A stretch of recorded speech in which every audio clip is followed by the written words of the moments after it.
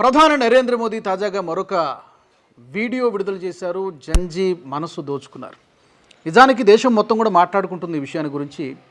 గతంలో ఎప్పుడు కూడా ఇలాంటిది జరగలేదు. ఒక ప్రధానమంత్రి ఒక దేశ ప్రధానిని ఉద్దేశించి కొంతమంది యువతీ యువకులు అబ్యూజివ్ లాంగ్వేజ్ బూతులు మాట్లాడినటువంటి విషయాలు, దీనికి సంబంధించి నేరుగా ప్రధాని మోదీ మాట్లాడారు.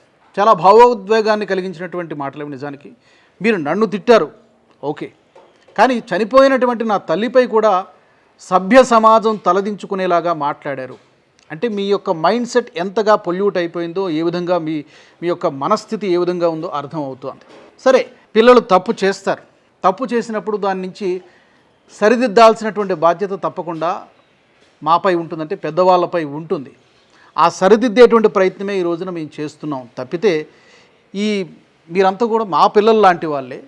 మిమ్మల్ని నేను క్షమించాలి అనుకుంటున్నాను. మీ మీద కేసులు పెట్టడమో, లేకపోతే మీ మీద ఎఫ్ఐఆర్లు నమోదు చేయడమో, మిమ్మల్ని పోలీస్ స్టేషన్ల చుట్టూ తిప్పడమో ప్రభుత్వ ఉద్దేశం కానే కాదు అని చెప్పి, నిజానికి ఎవరైతే రెచ్చగొడుతూ ఉన్నారో ప్రధాని మోదీ గారు ఏం మాట్లాడారో కూడా కొద్ది సెకండ్ల పాటు వినిపిస్తాను, ఒకసారి మీరు వినండి. हाय फ्रेंड्स, आज तो मन करता है बस आपसे ही बातें करूं। जंतर मंतर पर जो कुछ भी हुआ देश और दुनिया ने देखा है। कुछ शरारती बच्चों ने भद्दी भद्दी गालियां बोली, किसी भी सभ्य समाज को शोभा न दे ऐसे शब्दों का प्रयोग किया गया। मुझे तो गालियां दी गई, मेरी स्वर्गीय माता को भी गालियां दी गई। न जाने कितना भद्दा स्वरूप था। लेकिन मैं आज बात करना चाहता हूं कि बचपन में गलतियां होती हैं और बचपन में गलतियों से सुधरने का अवसर भी होता है, और यही तो बचपना है। और इसलिए मैं समाज के अंदर जो आक्रोश है उसको भली भांति समझ सकता हूं। एक कल्चरल शॉक है कि हमारी बेटियां इस प्रकार की भाषा कैसे बोल सकती हैं। लेकिन समय है इन बच्चों को गले लगा करके राह दिखाने का। ये गुमराह बच्चे हैं, उनको राह दिखाना हमारा काम है। उनको सजा देना, अदालतों के चक्कर कटवाना, समाज में उनको प्रताड़ित करना, इससे हम परिस्थितियां नहीं बदल पाएंगे। मैं उन्हें माफ करना चाहता हूं।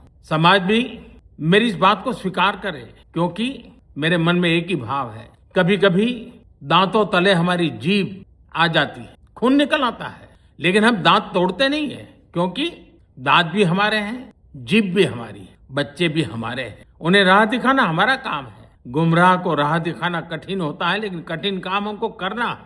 और इसलिए आओ, मैं इन बच्चों को कहता हूं, बच्चों आओ, हम देश के लिए साथ मिलकर के आगे बढ़े, कुछ नया सीखें, गलतियों से भी सीखें, अपने सपनों को लेकर के चल पड़े। देश बहुत आगे बढ़ रहा है, आगे बढ़ने वाला है, और आपका भी आगे बढ़ना निश्चित हो, यही मेरा सपना है। मैं आपके लिए जीता हूं, आपके उज्जवल भविष्य के लिए खपता हूं। आओ, हम मिलकर के देश को आगे बढ़ाएं। बहुत बहुत धन्यवाद दोस्तों। बस आओ, गलतियों से सीखो, आगे बढ़ो। ఒక హార్ట్ టచింగ్ స్పీచ్. ఇది చాలా షార్ట్ అండ్ క్రిస్పీ వీడియో, కానీ చాలామంది జంజీకి కనెక్ట్ అయింది. ప్రతిరోజు కూడా ఆయన యొక్క చాలామంది అంటారు ఆయన ప్రెస్ మీట్లు పెట్టరు అని చెప్పి చాలామంది విమర్శిస్తూ ఉంటారు. కానీ ఆయన నేరుగా ప్రజలతోనే కనెక్ట్ అయి ఉన్నప్పుడు ఇంకా ప్రెస్ మీట్లతో అవసరం లేదు. తాజాగా ఆయన కూడా ఈ గత 4-5 రోజులుగా వరుసగా వివిధ అంశాలకు సంబంధించి యువతను అడ్రస్ చేస్తూ మాట్లాడినటువంటి మాటలు, తనని దూషించినప్పటికీ కూడా, వ్యక్తిగతంగా దూషించినప్పటికీ కూడా, మీరందరూ నా పిల్లల్లాంటి వాళ్ళు కాబట్టి నేను క్షమించేస్తాను, క్షమించి వదిలేస్తాను, కానీ మారండి. ఎందుకంటే కొన్ని కఠినమైనటువంటి నిర్ణయాలు తీసుకోవాల్సి ఉంటుంది. పిల్లలు తప్పు చేసినప్పుడు తల్లిదండ్రులు దండిస్తారు, శిక్షిస్తారు, కానీ అది మీ మంచి కోసమే. కాబట్టి ఇప్పటికైనా మీరు కలిసి రండి, నవభారతాన్ని నిర్మిద్దాము, కలిసి దేశాన్ని ముందుకు తీసుకుపోదామని చెప్పి ఆయన మాట్లాడడం జరిగింది. ప్రధాని మోదీ ఇచ్చినటువంటి ఈ స్పీచ్కు చాలామంది ఫిదా అయ్యారు. పర్టికులర్గా ఎవరైతే ఈయన దూషిస్తూ పోస్టులు పెట్టారు, పర్టికులర్గా రుచికా సింగ్ అనేటువంటి ఒక టీనేజర్ ముందేం మాట్లాడింది, తర్వాత ఏం మాట్లాడింది ఒకసారి మీరు కూడా వినండి. उठ जाओ भाई, उठ जाओ प्लीज, हम भीख मांग रहे भाई, उठ जाओ, निकल जाओ, इस लॉट नीचे से निकल जाओ, ठीक है, और जो घुसा हुआ है मेलोडी के अंदर निकल जाओ, उसके बाहर से बहन के। जुलाई को मैं सीपी गई थी अपने फ्रेंड्स के साथ, फिर वहाँ पे प्रोटेस्ट हो रहा था, मैंने वहाँ पे कोक पी, वहाँ पे ग्रुप्स बने हुए थे बहुत सारे, वो लोग बहुत चीज़ें बोल रहे थे, बहुत गालियाँ दे रहे थे प्रधानमंत्री जी को, उन लोगों के इन्फ्लुएंस में आके कि तुम लोग भी बोलो, कोई सब बोलो करके मैंने बहुत चीज़ें बोली। मैं भी मात्र 15 साल की हूँ, मैंने जो करा वो माफ़ी के लायक नहीं था, मैंने बहुत गंदी चीज़ें बोली है, बट ये मेरी पहली और आखिरी गलती होगी। इसके बाद मैं ऐसा कुछ नहीं करूँगी और ना ही वो चीज़ मैंने कभी पोस्ट की थी। मैं पूरे देश से माफ़ी मांगती हूँ। मैं इतनी शर्मिंदा हूँ, मैं अपनी नज़र भी नहीं उठा पा रही हूँ। मैं सबसे माफ़ी मांग रही हूँ, मुझे प्लीज़ माफ़ कर दीजिए प्लीज़। ముందు ఆమె ఎంత అబ్యూజివ్ లాంగ్వేజ్ మాట్లాడిందో, తర్వాత కనీసం నన్ను చూసి నేనే సిగ్గుపడుతున్నాను, ఆమె షేమ్డ్ ఆఫ్ మై సెల్ఫ్ అని చెప్పి రుచికా సింగ్ మాట్లాడింది. ఒక వీడియో కూడా పెట్టింది. కనీసం ఫేస్ కూడా ఆమె నేరుగా చూడలేకపోయింది, ఎందుకంటే ఆమె చేసింది తప్పు అని చెప్పి ఆమె రియలైజ్ అయింది.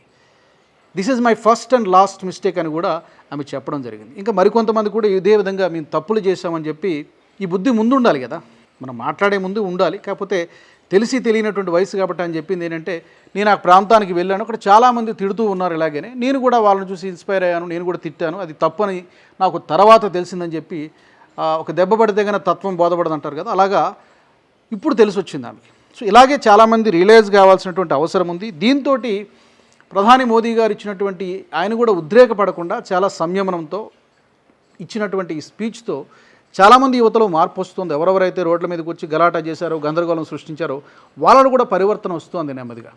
దీంతో ఈ బొద్దింకల బ్యాచ్ ఏదైతే ఉందో, వీళ్ళని ఉసుగొల్పి వీళ్ళని రెచ్చగొట్టి రోడ్ల మీదకి పంపించి వాళ్ళ లాఠీ దెబ్బలు తినిపించినటువంటి ఈ సిజేపీ పార్టీ సభ్యులు ఎవరైతే ఉన్నారో, ఈ అభిజిత్ దిప్కే కావచ్చు, సౌరవ్ దాస్ కావచ్చు, ఈ గ్యాంగ్ అయితే ఎవరైతే ఉన్నారో వీళ్ళందరికీ కూడా ఆల్అవుట్ అయిపోయినటువంటి పరిస్థితి. అరే మనము ఏదో చేద్దామనుకున్నాం, సుదీర్ఘంగా మనము ప్రభుత్వాన్ని టార్గెట్ చేద్దాం అనుకున్నాము, కానీ మధ్యలోనే గాలి తీసేసినట్టు అయిపోయింది. ఎందుకంటే ధర్మేంద్ర ప్రధాన్ రాజీనామాతో వీళ్ళు మొత్తం ఉద్యమంతో గాలి తీసేసినట్టు ఒక్కసారిగా చప్పబడిపోయింది.